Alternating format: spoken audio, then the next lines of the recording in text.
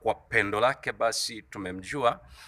Ulimwengu hauwezi kututambua. Tunaweza tukazungumza kwa lugha ambayo ni ya kibinadamu kabisa, lugha kabisa ambayo ni ya Kiswahili ambayo watu wote wanaweza wakaongea, lakini wanaweza wasitutambue, wasituelewe, kwa sababu Biblia inasema, imeeleza wazi ya kwamba kwa sababu hiyo ulimwengu haututambui sisi, kwa sababu ya lile pendo la kiungu ambalo ametupenda. Ninachotamani kuzungumza na moyo wako ni kwamba endelea kuishi katika pendo lake, endelea kukaa katika pendo lake, endelea kudumu katika pendo lake, ili uweze kuona utukufu wake akikusaidia katika maisha yako.